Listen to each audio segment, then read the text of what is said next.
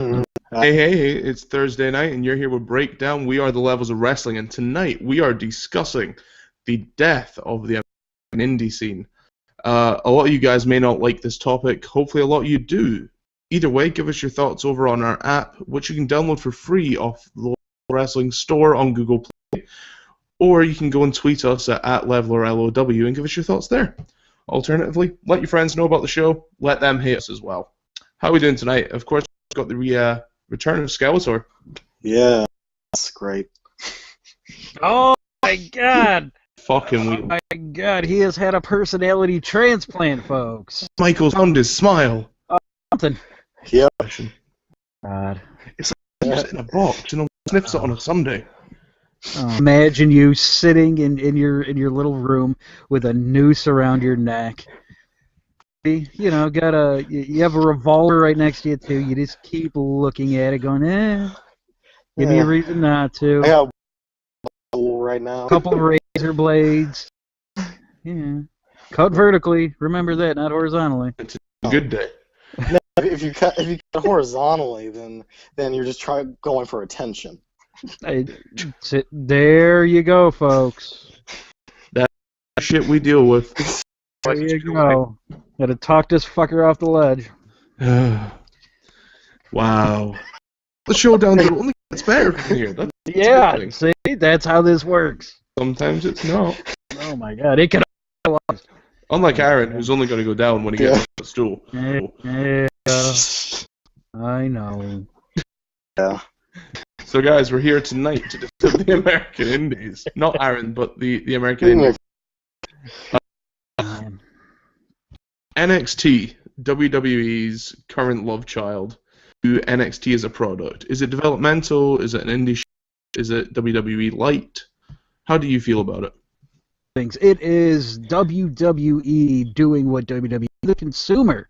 It is going, hey, you know what? This is independent wrestling, but it's really not. It's WWE's version of it. And it's so goddamn brilliant because, you know, week after week, people are just drooling over it. And it's actually kind of like a middling show, especially the past month or so.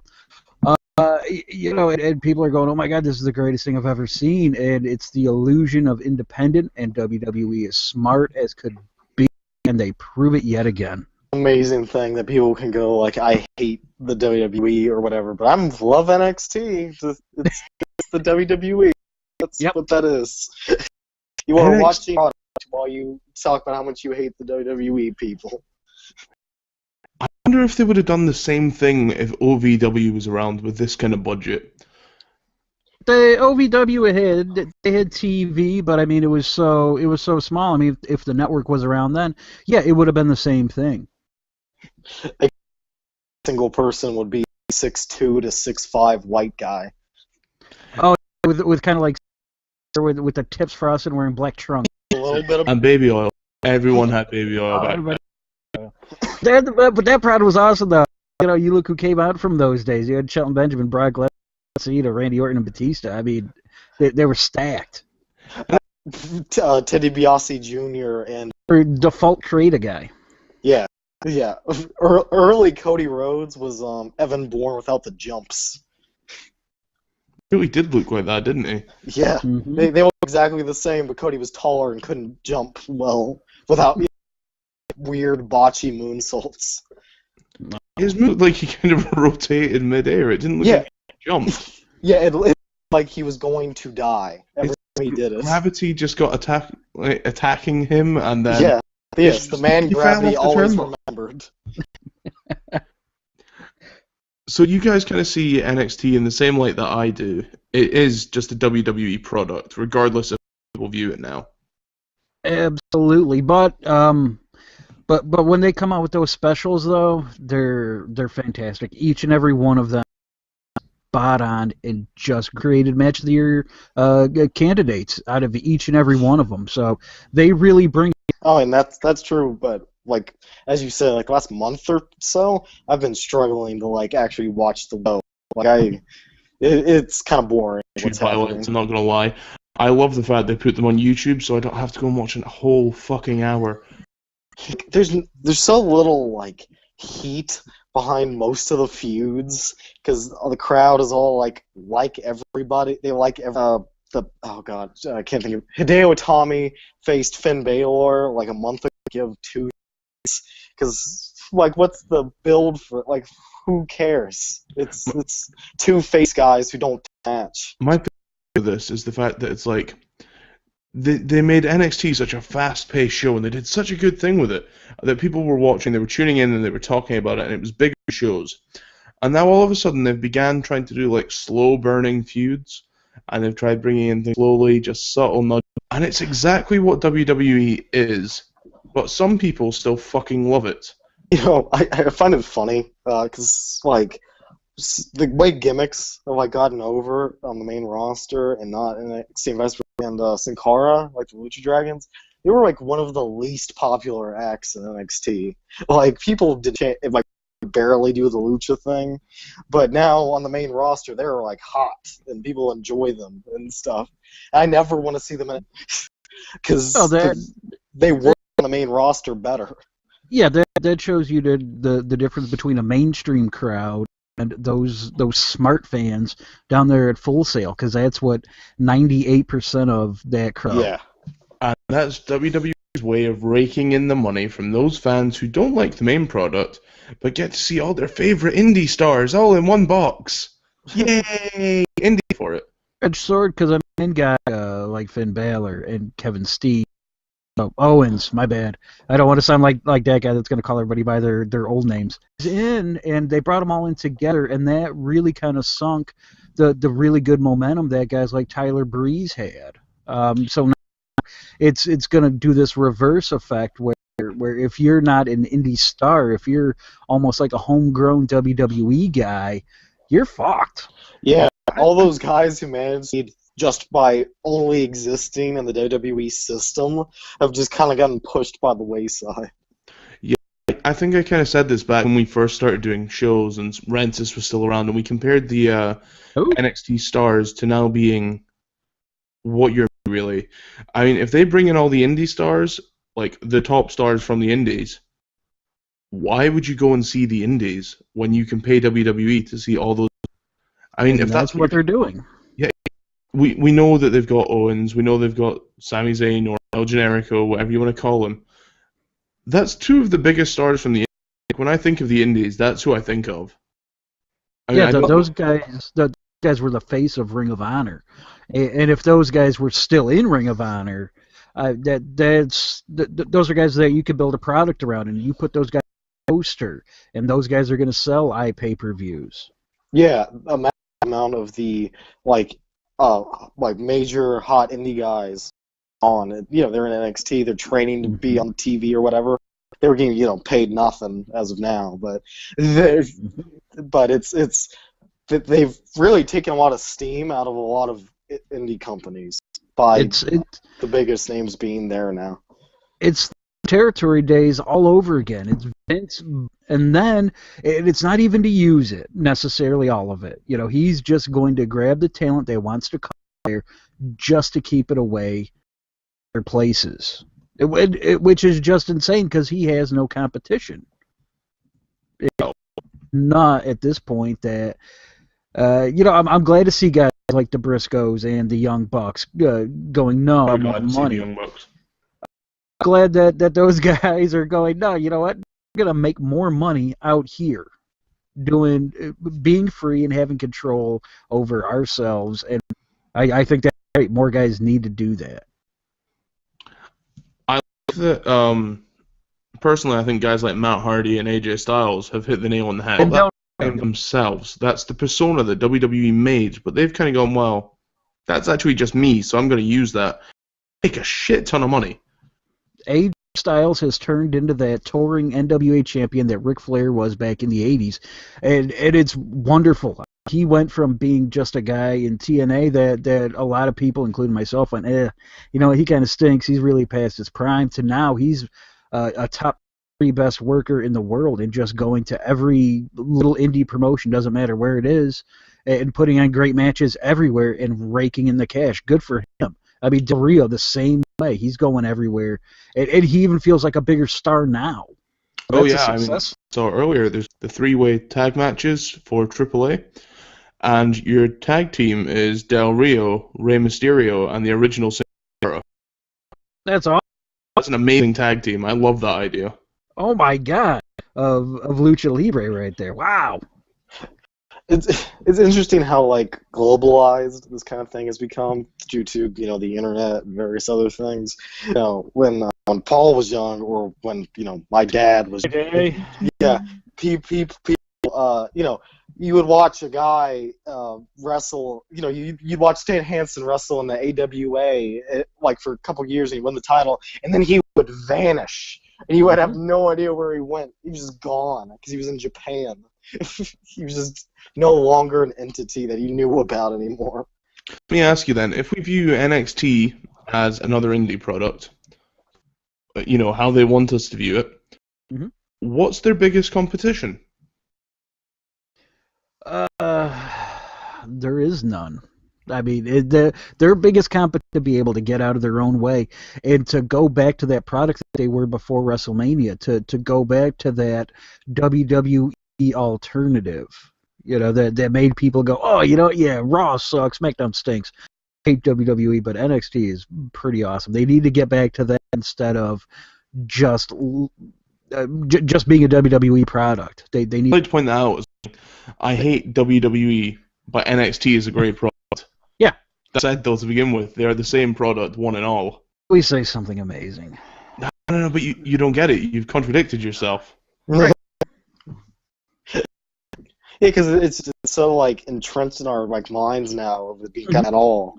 We've all seen that phrase on Twitter multiple times.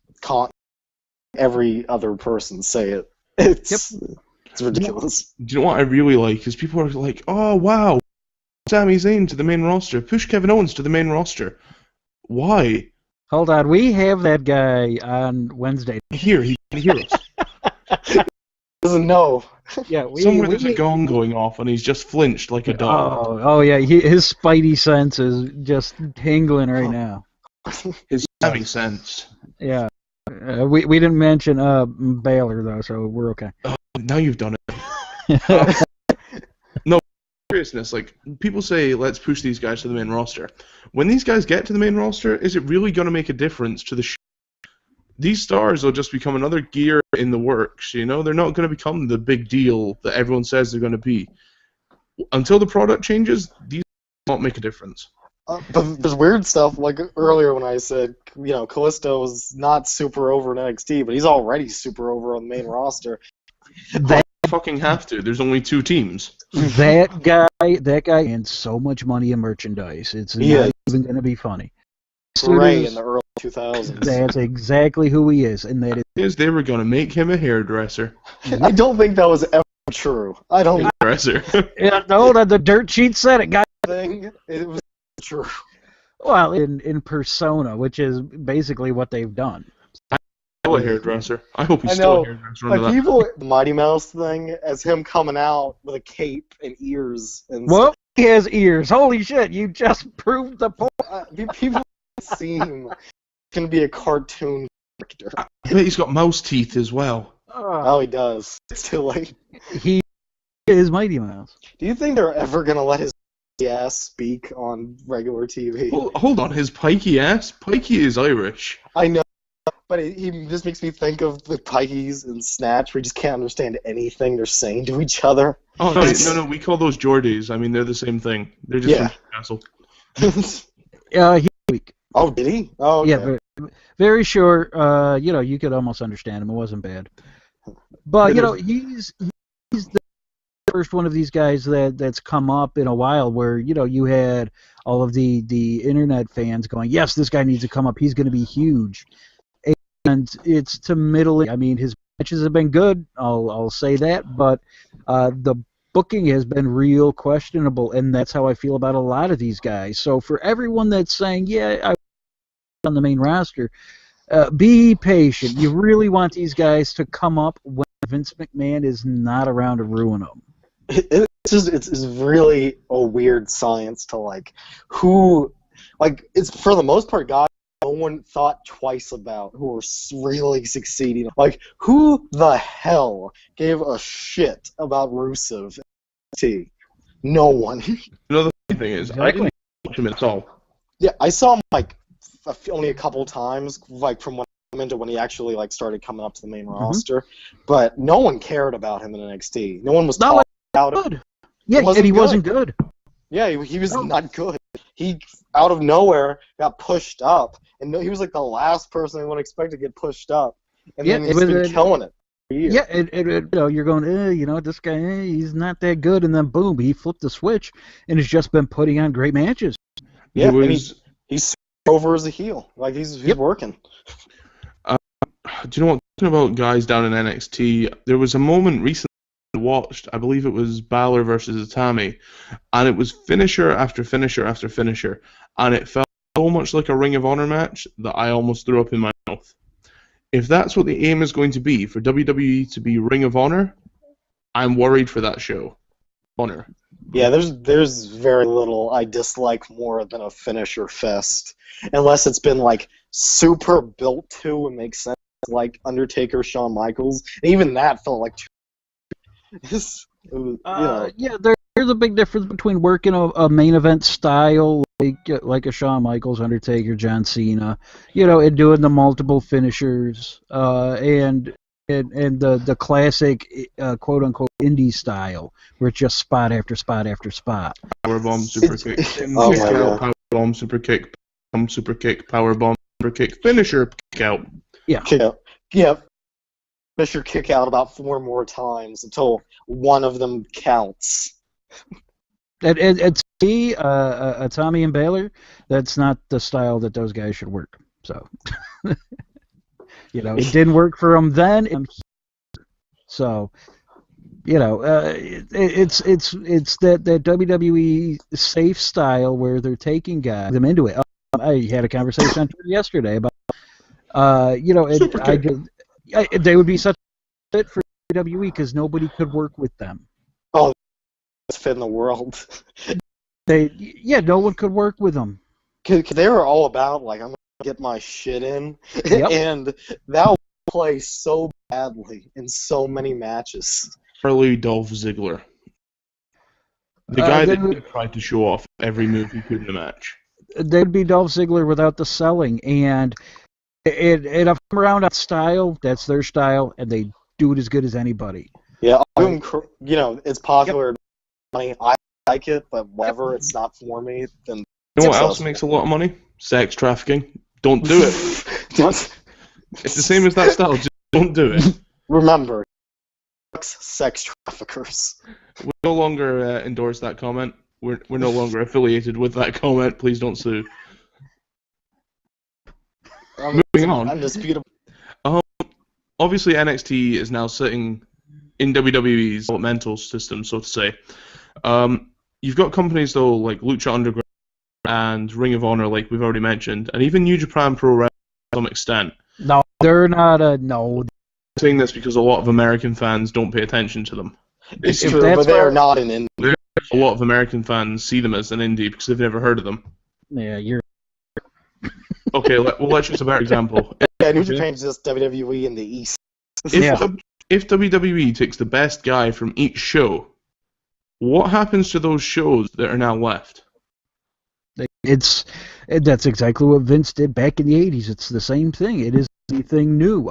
You know, and those companies are just going to have to build up the next guy, have the next guy ready, just in anticipation, and then build him up, and then have him get poached too. You know, it's a never-ending cycle.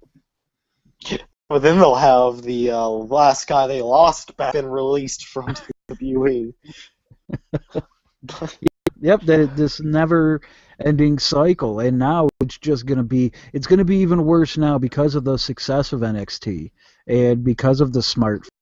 It's going to, for the most part, reject any indie credibility. What do we define as credibility? I mean, to me, credibility on the indies meant you sold a lot more than you should have. That you worked, you know, PWG, Ring of Honor, Evolve, if you've been over in Japan or Mexico, any if one you of have those five companies, people jerk off about. Yeah, that wonderful. Not everyone watches WWE. So. I basically only watch it. Yeah. 19 Japan or something on the internet, but besides that, not really. Shut up! You guys are talking to the New Japan guy here. So. Yeah, Hansen watching two guys I know from America wrestling. But, I've seen a few things. We've got a question in. Do you think if Daniel Bryan wasn't an indie star, would he still have been as popular if he had came up? No. Oh. Okay, catch him in NXT when it was the TV show, basically. Oh god, that was the most original game show. NXT in my mind is the worst product WWE has ever made. No, Tuesday Night Titans is. But you see him on there, and he is just so awkward and doesn't look the part. Can't speak, but god damn it, can he fucking wrestle? And we all knew that beforehand, which really helped him out. That's what got him through those couple years. Without that, he wouldn't have even got a foot in the door. Oh yeah, I wasn't watching in the time period where he first started. That was in my gap, but I've gone back and I've seen some stuff. He comes out to silence, absolute silence, and then he starts wrestling, and he's getting these near falls and stuff, and people are getting super into it. And by the end, they're cheering him, and then next week he comes out to silence again. Yep. And the cycle repeats. Yeah, it shows how truly talented the guy is. And the funny thing is, obviously, if there was it's not an if anymore. There was a lot of time spent where people just got Mike Skills eventually. They'll give him time. They'll give him time. You can't do that anymore. Not with NXT anyway. No, you really can't. I mean, you have to come in there ready, or else face the backlash. I mean, look at Baron Corbin. I was thinking. I mean, he's in there now with a bunch of guys who've obviously wrestled for years, but to the eyes of WWE, they're new. They're developmental talent. And where has he been? I mean, he's hanging out with Rensis somewhere. Rensis and Mojo Rawley sitting on the back of a dumpster with a can of milk. Bull Dempsey, or just they show up every couple weeks to job out until when. Even when Rhino and Brian Kendrick came back, that was a bit like, okay, hey, here we are, remember? And then no one remembered them, so they didn't. Yeah, that reeked of TNA right there. Unfortunately, I love the idea of having veteran guys down there, but you don't bring in someone like a Rhino to work in your developmental. You do what they did with Tyson Kidd. You bring a guy like that down, and you have extensively down there. Even though I don't like Tyson Kidd, I mean, it worked. I mean, it revitalized his career, and now look at him. Yeah, like a prominent part of shows. No, I still can't stand him, but how they rebuilt him was ingenious, and that's what they need to do instead of bringing in guys like Rhino. As much even worse one where I had already forgotten until you just said it that he came back. Already gone. That's because they used him twice and they haven't used him since. I forgot that Brian Kendrick was someone that they had re-signed. I remember Rhino. I've seen him gore people in 4-second matches a couple times. I completely forgot existed. My indie match in a tweet, and my friend has replied with, "I thought you went to indie events. Indie matches are not paced like that anymore. Not the good." I've replied with the majority do, but Ring of Honor, which is the biggest indie show, does not. Really good indie products out there. Mm-hmm. Yeah. If Vince McMahon has his way, they're not going to count anymore. Better. Yeah, weekend. I mean, that was a huge weekend for a whole lot of independent promotions, and I know that I ordered my fair share of pay-per-views, and you just see guys just break out and not have that match. They would work a slower pace, a pace that was at heart, that meant something. built. So yeah, there is a time and place for that style, and it's still out there. But it's not used by everybody. So it seems like everybody is really smartening up and slowing things down and telling a story, and that is going to play right into WWE's hand. They'll be ready for when they get picked up.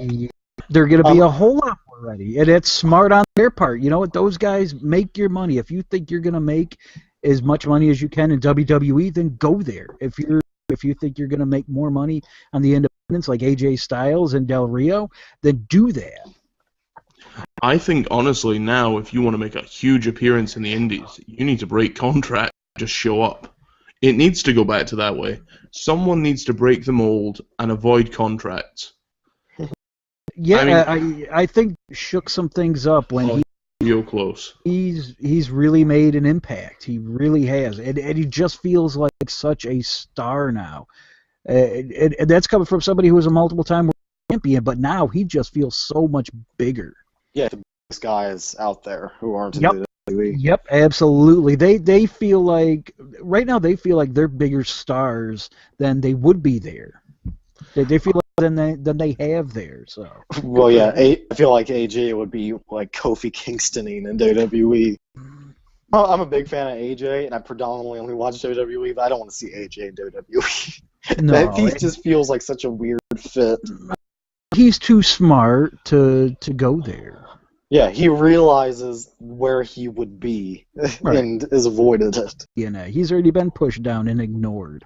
So, I mean, good on him. And hopefully more guys are going to be like that. I mean, Honor is such a huge move, not only for Ring of Honor, but for a lot of other independent wrestlers. You know, if they see that these big name guys that could really transform a complete division in WWE, which they said, no, you know, we're good here. That's pretty cool. That's going to set a precedent, and hopefully more guys see that. Yeah. It's better to rule on the indies and have your freedom than to be an indentured servant for peanuts in WWE and unhappy. I think the guy that got it really right, I mean, recently has actually been Rikishi. He's done this whole Samoan Dynasty thing, and they've had like what's called the Territory League wrestling system.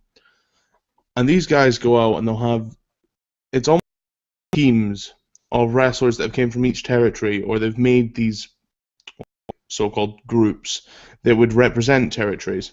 People kind of back into indie wrestling again. They're going out to shows. They've got wristbands that just say, and it's promoting the indie side of things and how you can kind of have a mini territory league without having all the glitz and the glamour that is with like Ring of Honor or even Impact Wrestling. I think it's a really interesting topic. I mean, I'd love to see guys use that in a more interesting basis, maybe with bigger production. It's slightly off topic, but talking about Rikishi, I felt super bad for Sky Too Hottie when he started tweeting like, "What the hell, man? I thought we were gonna mention us." Like, yeah, that's pretty bad. He got totally left out of the Hall of Fame speech when he was a major. We just got caught up in the moment. Yeah, I just like I would feel like crap if I tag teamed the guy for years and we were like a popular thing and he didn't even mention me. Like, geez. Well, the best place for them now is the indies. Oh, not anymore. No, just go away. I mean, Scotty Too Hottie's a fireman now. So. But they can still show up and get things signed. Yeah, Sky's a fireman and a dad and stuff now. He's good with what he's doing. Yeah. So speaking of independence, though, I mean, Tommy Dreamer, he just said that his House of Hardcore has signed a deal to be on TV. Oh, the hardcore could be a really good thing if that picks up. Yeah. So, you know, I mean, the independent scene is not as it's been in a very long time. You know, I don't want it to get poached and just to have the earth scorched because WWE feels the need to just cherry pick everybody like they did in the 80s. You know, because wrestling fan, there's something out there for everybody. No matter what your taste is or what your style is, there's something out there for you in one house. Here's that just takes it away. If hardcore becomes big, which is likely full of older wrestlers who have already been in WWE, who have kind of sat through that Attitude Era or the Ruthless Aggression Era, wrestlers and TNA wrestlers. If these guys get big and gain as much steam as, say, guys like Owens or Zayn did, try take them back? Do they remove them from House of Hardcore just because they can? Yes, stash them away so they can't be used. I mean, it's smart. It's smart on their part, but it sucks for us. If they take these big guys back, that then takes everyone who was in NXT back into question. Yep.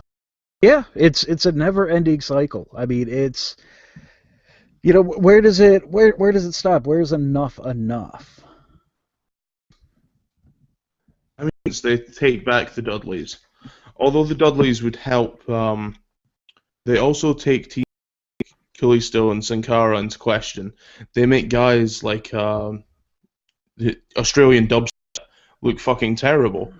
You know, that's not a good way to go. I mean, these guys come and get bigger pops than the guys that you're meant to develop and make good. Yeah, I wonder what's happening with Bubba Ray Dudley right now, because he made comments and stuff like he had an actual contract with WWE, and then he never... It wouldn't surprise me to see him there with Tommy in House of Hardcore. It'd also be a trainer at WWE, so... Yeah, not to be surprised if he became a trainer, especially with the whole... I can't think of his real name. Hugh Morris getting kicked out of his thing. Mr. DeMont. Yeah, there we go. Like, because I guess there's now a slot, and which I guess so. Albert moved up to head trainer. Yeah, that's unusual. Yeah, smart. You know, because that used to be Tommy Dreamer's spot, and then he decided, no, I'm good. So.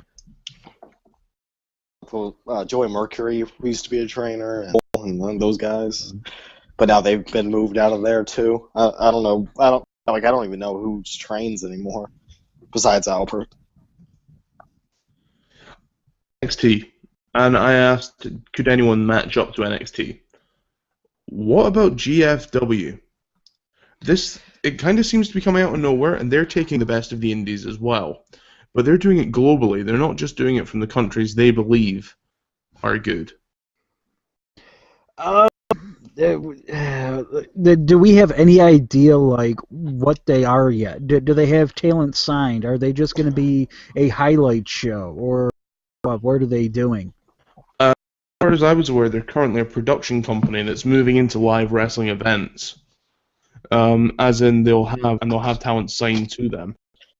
Yeah, it's a weird thing because they're as of now they're just broadcasting. They're bringing other people's stuff to them, and that's all they're doing. Yeah, so they're basically just like an NWA. They're not an actual company; they're just an overseer. I think that's something that could really succeed. I mean, if they start sponsoring, PWG and these types of shows, that's smart. That's putting this name that people know, the Jeff Jarrett name and brand, behind these other things and really getting it out there. And that's what needs to happen. It's unusual. I would love to see Global Force Wrestling become a big deal. I think they're going to be 10 years too late. I honestly believe this should have been what happened while NXT was being built up. It needed to be opened the same time as NXT to make a really big, excuse the pun, impact. Well, Jeff Jarrett tried to do that, and it was called TNA. Yeah. This is just kind of going to reek of the same thing. But from the ashes of WCW now, from that dumpster fire, we have GFW. So, I mean, who knows? I'm interested, and I'll definitely watch. But yeah, I really don't know anything about it, unless they're, I don't know, kind of at a loss.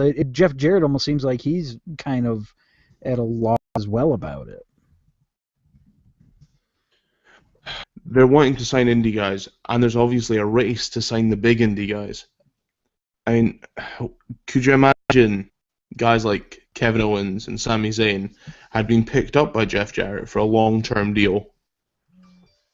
Right. I mean, that company would have taken it straight away. Well, he was smart enough that the first place that he went was New Japan, so he's got a nice working relationship.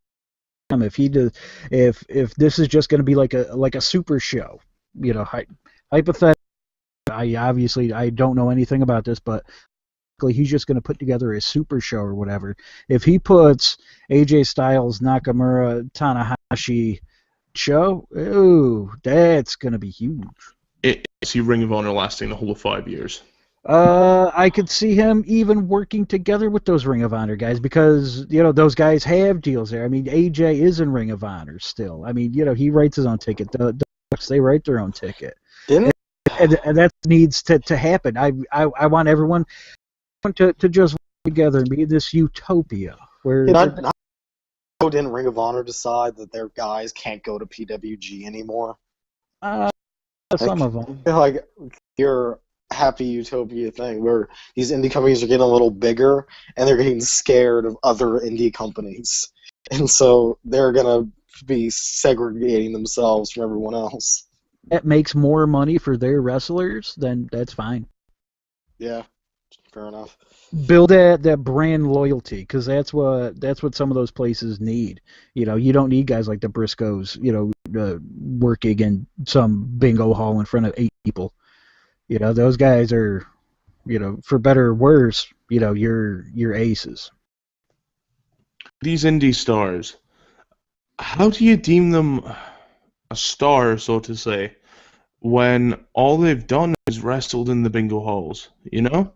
They can entertain the small crowds, and they can entertain maybe, let's say, a top 2,000 people. You put them in a place like NXT, they become like that big fish in a small pond, and that's the small pond next to the fucking that they're in. Well, it's up to WWE to go, okay, which guy is special enough that then seats, and that's what they're real good at. A lot of guys out there that, you know, that with the right look and the right marketing machine behind them, it's possible. Oh, that's a scary thought. I've just read a nice headline here. Shawn Michaels said WWE have asked him to wrestle at WrestleMania 32. Michaels replied to Jim Ross saying, "I've already had it." Now that's the exact quote. If he's already enjoyed being retired, that would say, I hope to fuck not. I think they've probably contacted him on a consistent basis since his retirement, and I think has said no upward, I would guess. Well, and that is just taking away a spot from another young guy, you know, which is what they do avoid these part-timers and build these stars. You know, that's what NXT is there for, right? I think the last 2 WrestleManias have been very good about having the nostalgia matches, but also having the exhibition of new guys in a good balance where everyone's pretty happy. Like, we've had 2 pretty excellently laid out WrestleManias in a row. Well, right now we are in an age of transition. I mean, we are going from the PG era into something different. You know, think of New Generation to kind of what came after that. I'm not going to say the word, but you know what came after that. Yeah, we're in. Right. So, you know, there's a lot of transition now in front of the camera, but you got to think behind the scenes as well. I mean, how much time does Vince have left? And you know it's not just going to be one guy that's going to take over. That would be impossible. So, yeah, I mean, interesting things are for WWE and everybody as a wrestling fan. This is, I can't say it enough, this is such a great. I posted a link earlier saying the actual quote is NXT the beginning of the end for the American Indies. I've had the reply saying, "Are you asking such a thing?" We a thing because if they just start buying up all the talent, then yeah, where's the talent going to gloom scenario? But the potential is there. The precedent has been set. There's history. Yeah. That we've seen. So, I mean, yeah, yeah, it sounds bad, but guess what? It could be bad. We don't think that's going to happen. If I'd called this episode, "Is NXT the beginning of a merger between the indie products into a WWE superstardom?" it would not have caught the same attention. People, this has happened multiple times. The indie scene has almost died like 4 or 5 times. Like WWF picking up people. There being like 3 major companies at the same time that eat up all the audience. And there have been multiple times in history where there's like no companies because they've all been bought up, wiped out, whatever. If like the last 5-6 years have been pretty great, popping up or old companies becoming big after being in obscurity for a long time. Yeah, I mean, do people want to go back to when there was only one game in town? Is that what they want? Because I remember after WCW and ECW pretty much went bye-byes at the, there was nothing. There was ashes, and Vince said it wasn't good. Yeah, 3 companies and then 2 of them died. So yeah. there was one. Mr. JX2001 says, "If they start raiding the indies and snatching up all the top stars away, it will screw all wrestling up and down the board." There you go. That absolutely right. And we just want to have we just want the best product to be there no matter what promotion they're in, but we want to have options as well. I mean, not everyone's going to be a WWE guy. Not everyone's sitting there jerking off Vince McMahon and tossing him all his money like Aaron does. I like to have my options. I like to have my fingers everywhere. So, we're kind of messing up on the indies here, and that we're saying bad things about the indies. But realistically, I want to see the indies thrive. I would love to think that we could be wrestling on more than one spot. It's just you don't want to give Vince all your pennies. Watch them, and I want them to thrive. Yes, so there can be stuff happening. Yes, that is the exact right attitude to have. I mean, they're all everything is just a feeder system for WWE. But let's not be obvious. We wanted to be able to enjoy the feeder system first. We want to be able to enjoy the minor leagues and see these guys, but and then have them be good enough and go, oh yeah, well I saw this guy then, and I love this guy. It's funny, I had someone ask me a couple of weeks ago why the levels of wrestling, like why the name Levels of Wrestling. And this is exactly why. I mean, you've said it there, everything else is a feeder system to WWE. That's like your top level. Then you've got NXT, which is the level below. Then you've got the levels below that. Then you've got the levels below that, training for the indies. Everything is a feeder somewhere. I mean, once you get to the top of WWE, you're a legend, you've reached the pinnacle, well fucking done. But until that time comes, support your indies. For them, do their own thing. Show them what you can do there and make a name for it there. Then you've got recognition like guys like Daniel Bryan, who've gone in and had that. As much as I dislike it when the internet sees their fucking internet darling going into the show and cheers for them, at least you know that star, and that's an important thing. You look at the guys that have come up from NXT and that have been big stars. I mean, yeah, you know what? People like to focus on the ones that have flopped. Your Roses, but look at the Shield. I mean, that is one of the most over factions that we've ever seen. This came from NXT, and it was real smart. I mean, they got them from the Indies.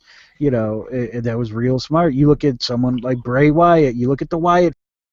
Look how well that worked out too. So. Rusev.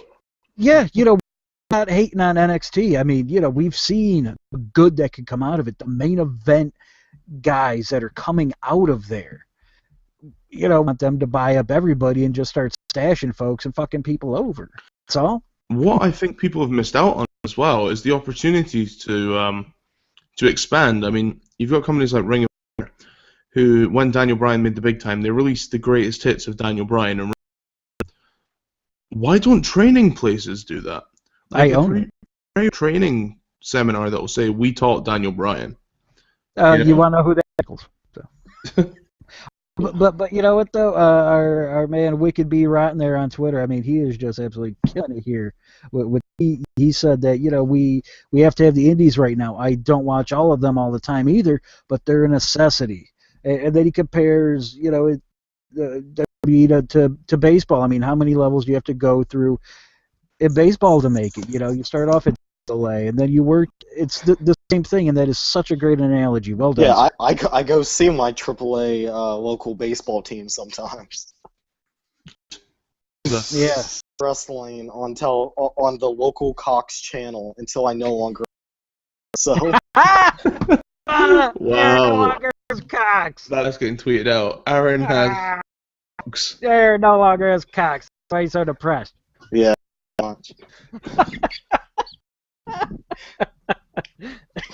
I mean, we don't want to be like we want to have a nice balance here. Us, if you've listened to us, that we're not fanboys, we're not haters, and we're not apologists. We like to really call it as we see it. And, we just want to have the best product no matter what it is. No matter what it is. We want to be able to have options. You want to be able to have options. That's all. We just want to be entertained. We don't want to hate wrestling. We love wrestling. We wouldn't be doing this show if we didn't. The indies get, guys like Chuck Taylor, as much as he frustrates me at times. No, say it. I'm kind of worried about fucking Chuck Taylor. He's the greatest man ever lived. Is one of the coolest things I've ever seen in wrestling. That yelling at little kids. Oh my God, I love Chucky T. Oh, so good. I mean, I love things like that in wrestling. He's so good at being a heel that you laugh at him because he's stupid, but at the same time he irritates you because he's good. I mean, things like that are great. I would love it if that was on a bigger scale in WWE. But at the same time, that's not what this generation needs. You can't make that direct translation. I mean, you look at Blue Pants. That is such an ick. It's going to work out in NXT. You put that on the main roster, and people are just going to shit all over it and have no idea what it is. It would be the deadest thing possible. like it would make Adam Rose seem like the biggest success story of all time. For Mojo. Oh man. He stay hyped, man. Although I fear because Mojo's much like the Lucha Dragons. Not many people like him in NXT. You put him on a main roster though, kids are gonna love him. Here's what Mojo has going for him though. He's big. You have these little guys that are coming up through. That's the guys that they're gobbling up all these guys under 6'2". Mojo Rawley's a big guy. Guess what? He's going to get a push just based on size. I mean, he's going to stay hyped about it. If Mojo make Rawley, him a heel. Make him a if Mojo got moderately good, just moderately, I think he could do very well on the main roster. Even if people hated him in NXT. Whatever, I think you could actually succeed because he's a big guy with a goofy gimmick and stuff. Yep, you put him in a tag team with Eric Rowan. He got something okay. It'll be so green, it'll be great. There you go. He's so weirdly green for dude who's been wrestling for like a decade. He means well. Well. Feed him s'mores. Yeah, feed him s'mores. So, before we go off air, what's your favorite thing about indies? I love that I can watch a show and have an opening contest just be this straight sprint where it's super fast paced. There's no selling. It's just spot after spot after spot, and then it can be turned around where I see someone like a Timothy Thatcher who's a ground style. It never hit the ropes once during a 10-minute match. That's what the independent scene is. I mean, you have such a mix of styles, and it's great, and it just gives you different emotions throughout the entire show, and that's what pro wrestling is. Pro wrestling's fucking great. My favorite thing about it is, it makes people who don't like what I like happy. They can still be wrestling fans. I'm sorry, it's such a dull tone. It makes the people that I don't like. Yeah, it's just like they can have their thing that's separate from my thing, and they can still be wrestling fans. Like, the key thing is that they're still wrestling guys from their thing can come into my thing, and then I can shit on them for being terrible. So independent wrestling. You know, I think my favorite thing about indie wrestling is the fact it's a breeding ground. It's without the indies, William Regal wouldn't be as good as he is. Finlay as he was. You wouldn't have guys AJ Styles still out there making a name for themselves. You wouldn't have the ability to see the stars. Like, there was a time when you would have seen William Regal for £4, which is like $6 US. In wrestling, I enjoy more than watching William Regal break fingers. just seeing people's fingers and bending them back and messing with people's hands. Like, then Timothy out of your WWE bubble and go watch Timothy Thatcher. You can't get out. The best part about the independent circuit? No fucking Kane. There. Oh god damn. Damn. Sorry, die just like I hope Kane. every company dies of painful death and banks of its wrestlers become homeless and down in ditches. To anyone who's just tuned in, he doesn't really mean it. Look at that, we finally got some emotion out of him. We just had to bring up his father Kane. Speaking of which, as we come to the end of this week's show, guys, just a reminder this week, we are going to continue our Superstar specials as we discuss the big red retard, monster machine, whatever you want to call him, the fruit roll-up wearing, fire-blazing, testicle-frying big red machine that's Kane. So next week, you're going to hear more excitement from Aaron. You're going to hear Paul yelling at him a whole lot more. You're going to hear me grow, as we mentioned, frying testicles with a carbide. Oh, boy. It's just for air, and that's it. He's going to be hosting it. He's going to be doing color commentary, play-by-play, styles. We'll hear one oh my god from you next week. I'll work on it, though. I'll do it in Rhodes. Can I do that? No, I can go with Dusty. See if we can get to the point where we can just work out an impression each and hold it for a whole show.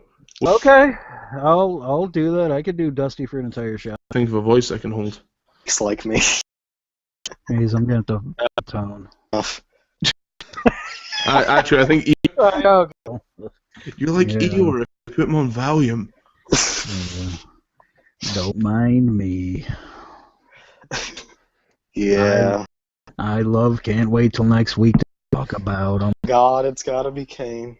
So, guys, as you've come to the end of the show, just go over and check out Ringside Ramblers and be sure to tune in for them tonight. Head over to thelevelsofwrestling.podbean.com and you can hear Mind of Carnage and myself from this week discussing many a topic. And of course, you can also hear the Just Saying Girls over This Week on Spreaker because for some reason we couldn't get it on Spreaker was being stupid and wouldn't let me do so. play. Download our free app and tune in next week where we, like I said, we'll discuss Kane. And you can hear us on the Wednesday Night Delight that is low down as well. Wrestling. The